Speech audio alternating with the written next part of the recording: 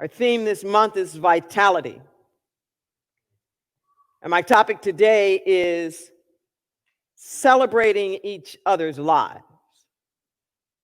Celebrating each other's lives. You know,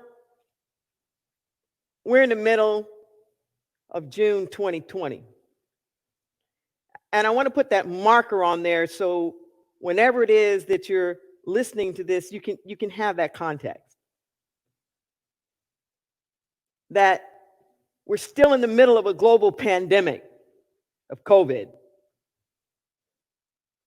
We've had unprecedented protests going on for days on end now, sparked by the murder of George Floyd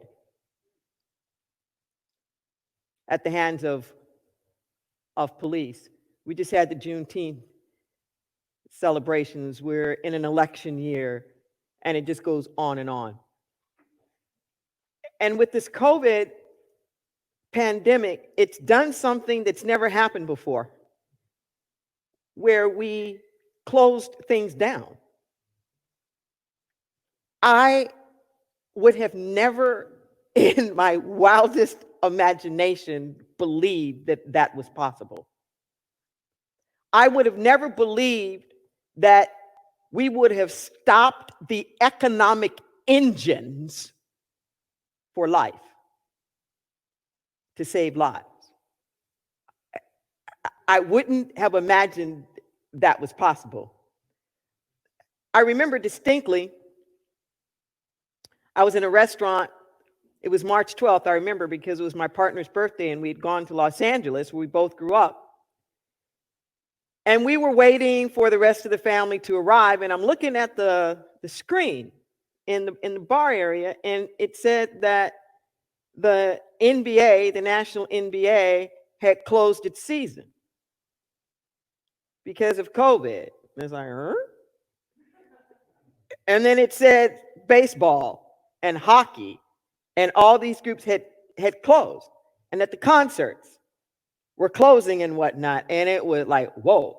And then when Vegas shut down, Las Vegas, wow. Now, I know that it has caused rippling effects economically, educationally. I can't even begin to imagine everything that honestly has been impacted. And we may not know for a while what that ripple is.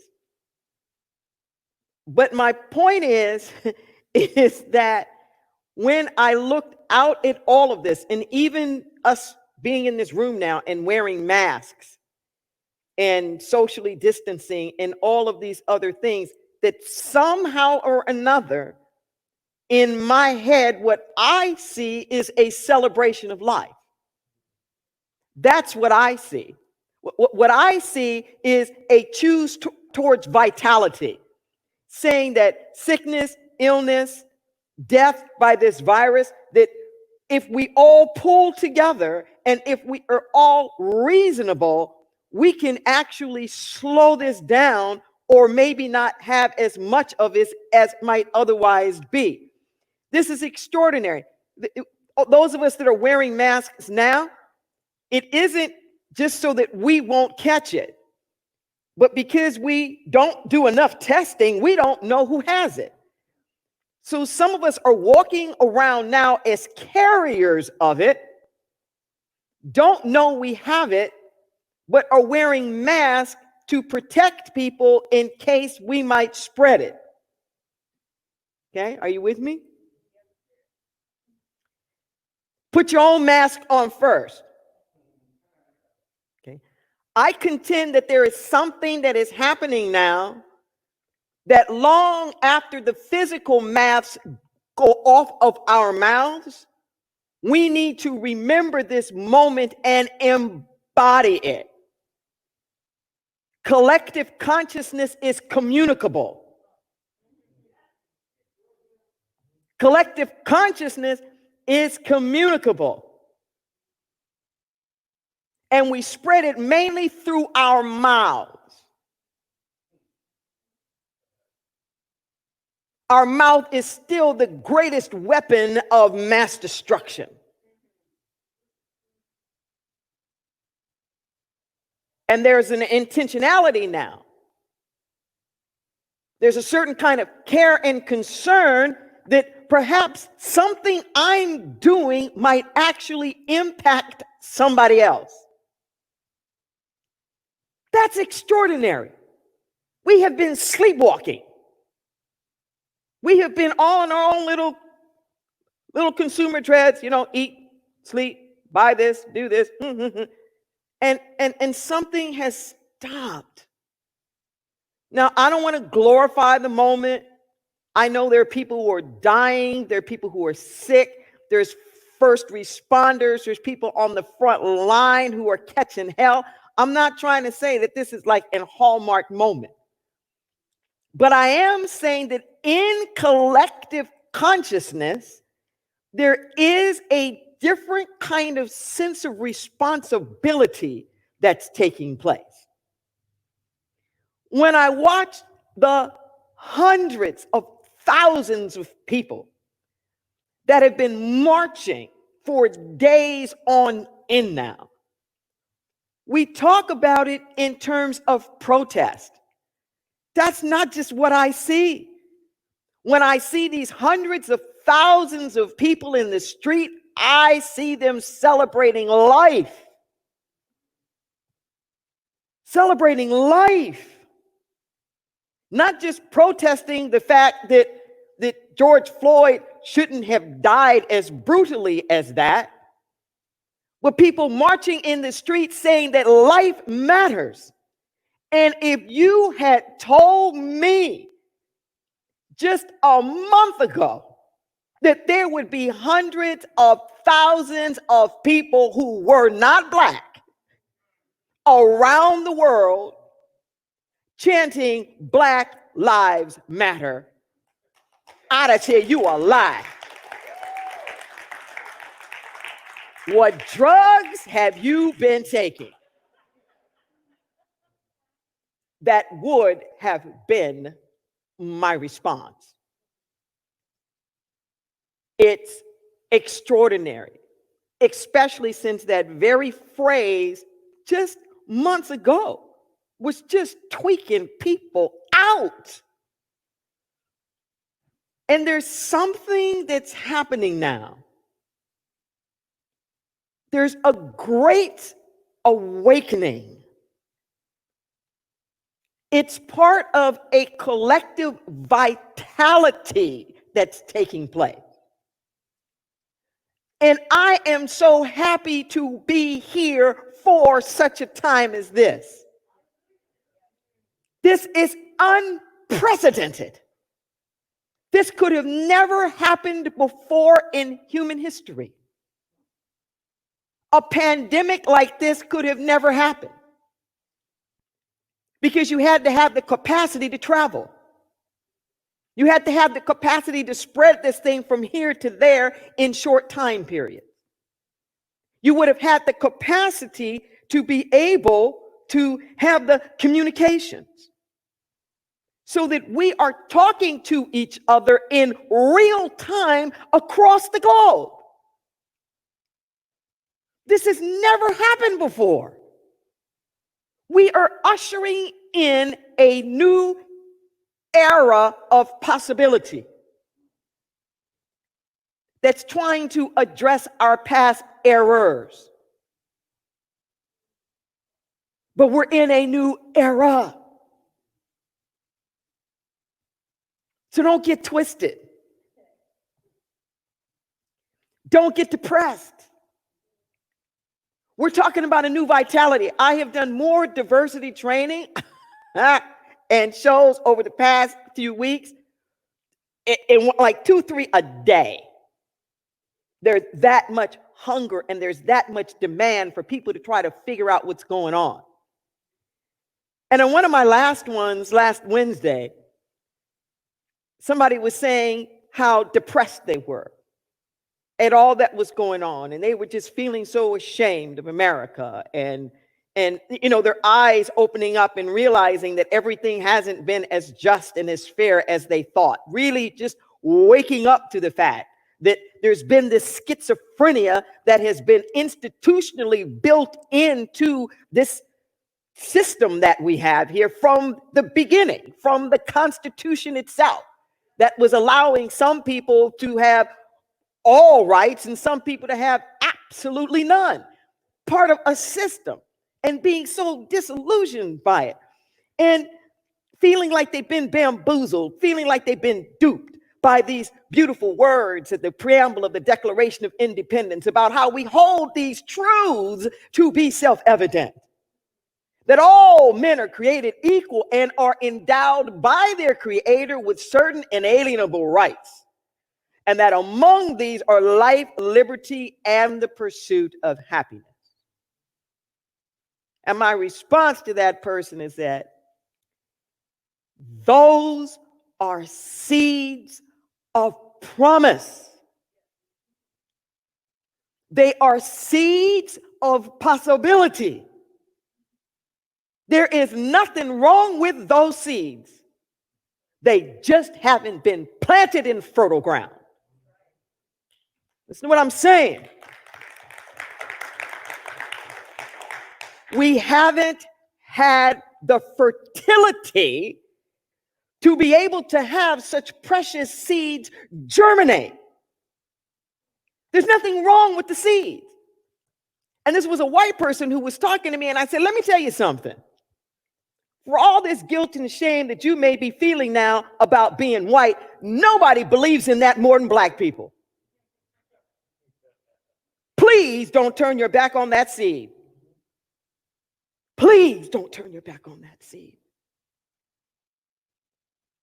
It has sparked democracies all over the world because it's the truth. Because the people who put it forth didn't grasp the totality of its truth doesn't mean it's not true. Old folks used to say the truth will be told even if it takes a liar to tell it. So don't get twisted in what other people have done or have not done. What I am saying is, are we fertile ground? Are we bringing that fertility so that finally we can celebrate each other's lives? If you look through history of this nation, it's made it really plain. And I don't have to go through all of it as I've been doing in my trainings, but trust me, in black and white writing, it has made it really plain. And perhaps nothing plainer than what's called the Dred Scott decision that helped spark the Civil War. That the Supreme Court 7-2, that's a majority, had combed through all the laws, federal laws, through all the laws of the states, a 200-page verdict, judgment. The people of African descent were never intended to be citizens of the United States and could never be citizens of the United States because of their inferior status, etc., etc., etc.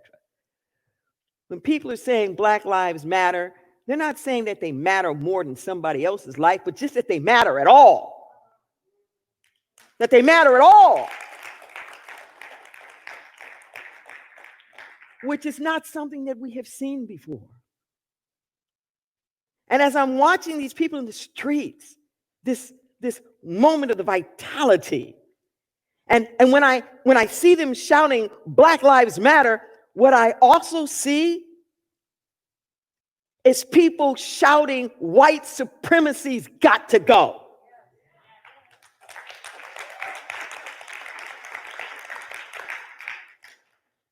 And listen to what I'm saying in the celebrating each other's lives. That the transformation doesn't come until the people who are in the position of power themselves face each other and say, This has got to go. See, women can march in the streets about Me Too forever, but it's the men behind them that may not be marching in the streets, but who just as equally are saying, I'm done with this. Men, we got to do better. And don't you dare treat my daughter like that. And not just my daughter, but anybody's daughter.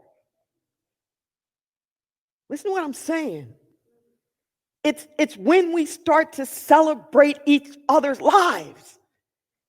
It's when it stops being just about a me and mine. You know, I was raised very Pentecostal.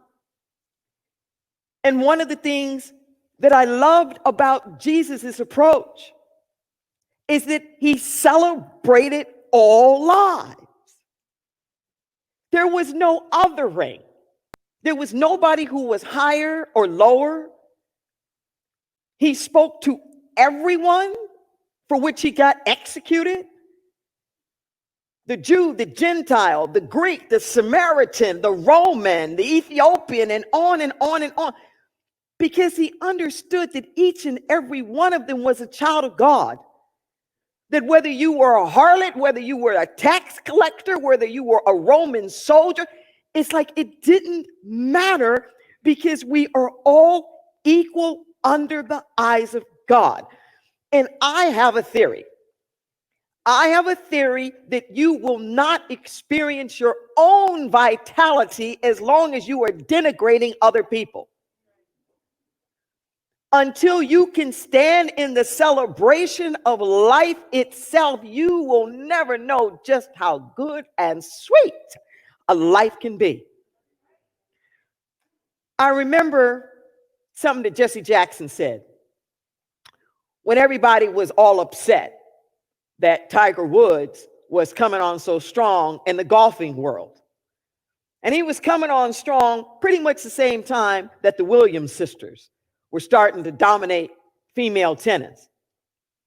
And I loved what he said. Reverend Jesse Jackson said, you will never know how good the game can be till everybody can play.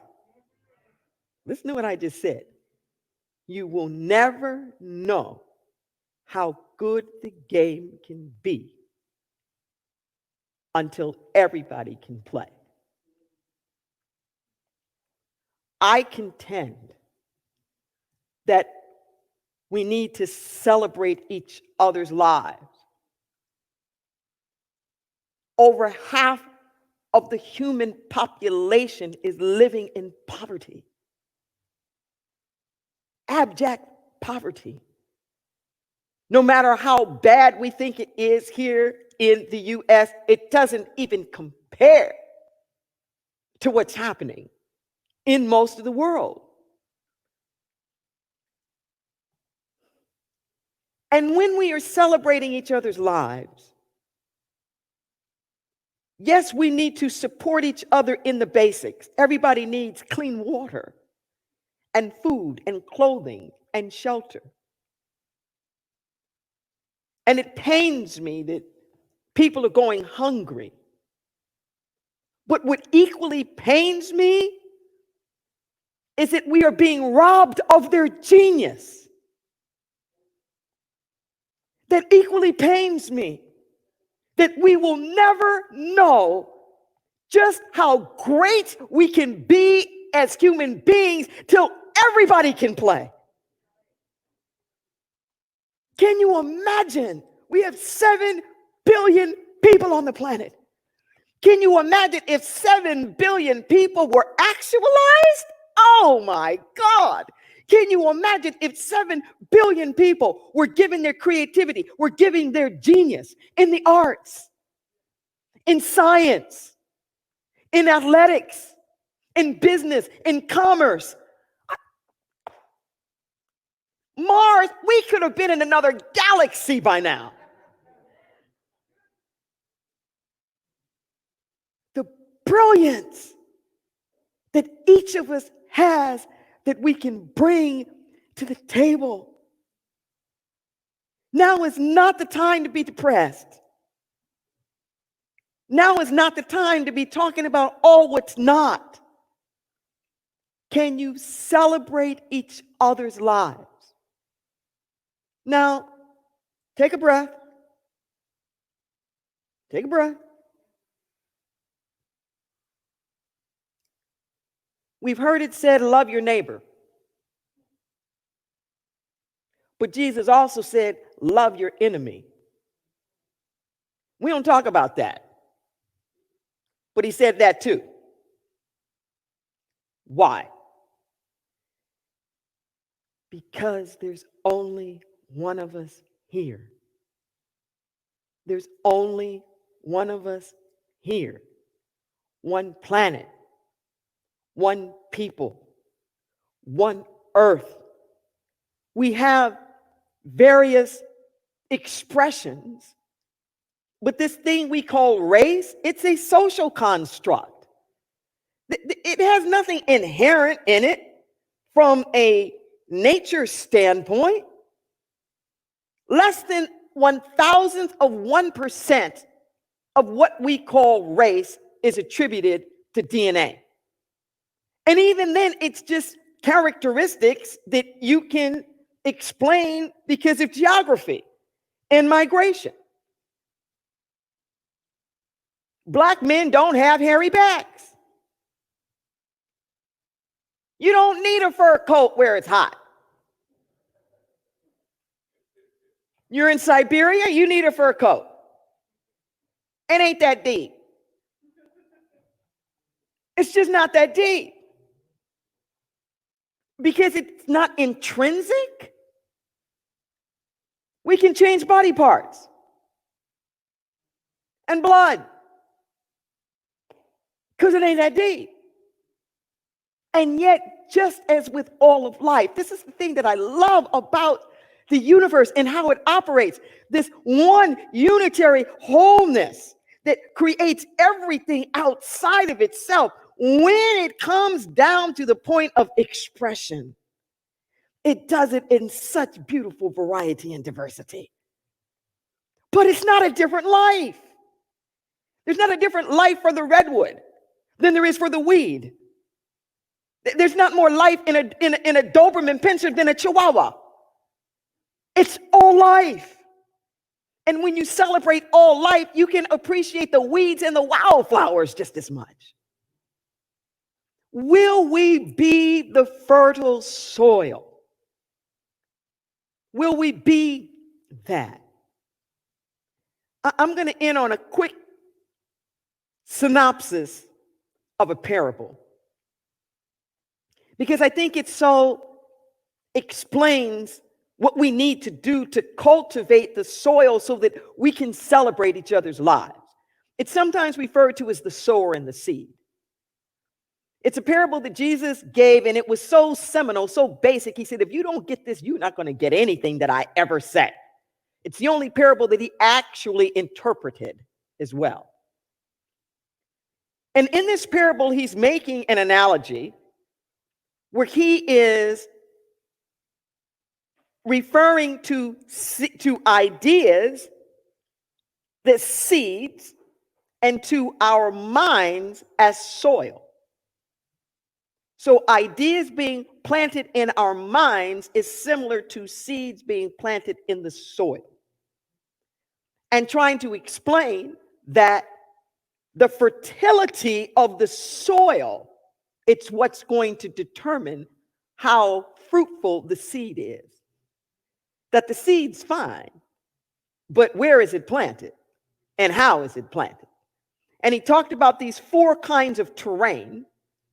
And this is true for our consciousness.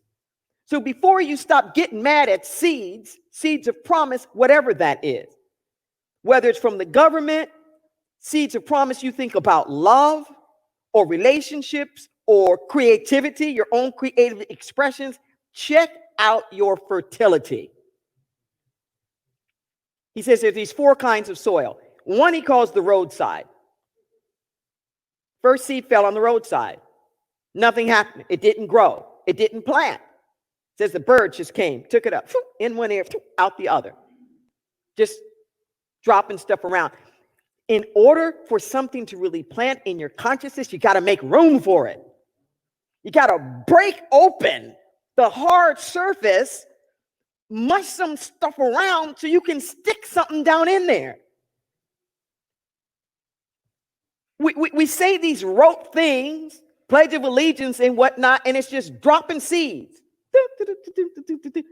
Because we haven't disturbed anything in our consciousness enough for it to plant. Now, frankly, I don't know how the soil would feel. I don't know how it feels being all chopped up and mushed around. I can tell you minds don't like it. Okay? Your mind may resist it. But this is what it takes. It said the second kind fell amongst the rocky places. So the area where Jesus lived was very hilly. And there would be these big rocks. Sometimes they would leave the rocks there as retaining walls. On top of the rocks were very thin layers of soil, very shallow layers of soil. And what would happen with the seed that would fall there is that it would grow up. Actually, it would sprout very quickly. But the heat of the sun would heat up the rock. And because it was shallow, the roots were touching against the rock. And that heat would scorch it and shrivel it up. So it grew fast, but it died fast. Because the soil was shallow. Okay, this is what happens with a lot of us. Where we use principles, we're saying our prayers, we get some instant results. Woo! But then when the heat is on, because we have not taken the time to clear out the stuff underneath, dies as fast as it grows. And it said there's some seed that fell in the thorny places. I mean, in the thorny places. Is it those seeds actually grew, but they got choked by the weeds. See, because the weeds grow faster than your plant. Okay. When do you have to weed? You got to weed all the time. You got to weed, and these weeds are like the cross purposes, the stuff that's all out there. And it's growing side by side, and it gets choked. And I can see in this nation where we've done all of it. We've done all of it. We've planted all these great seeds of promise, all within the thorns and thistles of slavery and injustice and it just chokes it right on out. We've been shallow. We get these bursts, these quick moments. Woo, we got a little civil rights movement. Woo, we have a little reconstruction. Woo, and then it's gone. We've been that roadside, just yesterday's news. But nothing happened. And they said there's this fourth kind, that it's the fertile soil. And when it gets planted there, it grows. When it gets planted there, it multiplies. So check out your life. What are the things you're trying to manifest? Personally and collectively, what is the fertility of your soil? Do something about that. And I tell you, if we're willing to do that, then we will see compassion, we will see generosity, we will see a blossoming, we will see more than we could ever imagine. This is Father's Day today. And there is that paternal role. See, dad can't pop out a baby. Dad can't carry a baby in the womb. You know, dad can't nuzzle and give breast milk to the baby. But there's stuff dad can do. Dad can provide. Dad can make sure that there's stuff that's there. Dad can help guide and direct and nurture and raise and live by example and call up. Dad can protect. I'm not saying that mom can't, but I'm saying that these are all things that are necessary for something to grow. And I don't care whether it's a child or whether it's a nation. We still need that. We still need somebody caring, loving, protecting, guiding, directing, but in a compassionate way that's calling you up to your best and your highest, seeing you, loving you, giving you a beautiful lineage to pass on. Just as what happens in therapy, at some point you got to let go of what your mama didn't do or what your daddy did. And you got to learn to be your own parent. Well, it's the same way with us. I don't care what the founding fathers did. It's our time to father. It's our time to bring forth the nation that we want to see. And just as with a biological father, you take the best and you leave the rest. Some stuff just needs to stay in the ground with them. And it's the same thing. You don't throw the baby out with the bathwater. You take the best and you leave the rest. Or they say in African tradition, you eat the fish and spit out the bone. We can do this. We can have the vitality when we celebrate each other's lives.